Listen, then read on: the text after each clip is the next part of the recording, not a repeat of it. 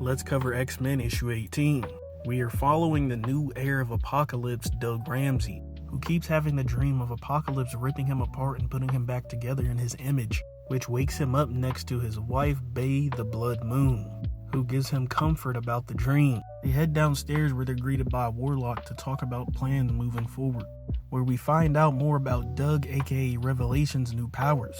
On top of being extremely durable, he can now control the minds of others with just his speech, and he knows with such power there are lines that he must not cross, unlike Xavier who crossed those lines time and time again. Revelation says they need to be good or they're nothing.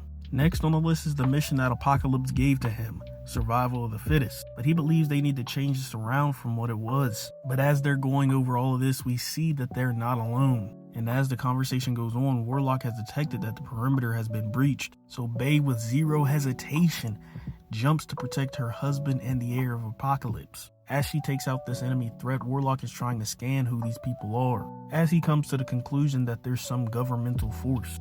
That's when an EMP grenade gets thrown through the window, disabling Warlock, as a guy rushes in and puts a pistol to Doug's head, saying, "Do you really think that we would let an heir of Apocalypse exist?" We find out from this guy's monologue that he's a part of an unofficial group that disbanded from one. They call themselves Zero and they're targeting mutants.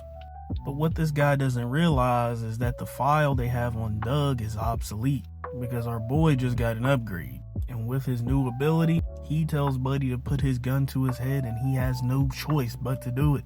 And as Revelation is giving off this epic speech to this dude, we see Bay running back as fast as she can. And in a flash, she busts a hole through both sides of the house, turning the dude to red mist, leaving just his foot. Now, Revelation says that she didn't have to kill him, but seeing as he's an heir to Apocalypse, she says that he can't let someone put a weapon in his face without doing something about it. And so with their safe house compromised and on fire, they pack up what they can and head out to find some X-Men to help them in their mission.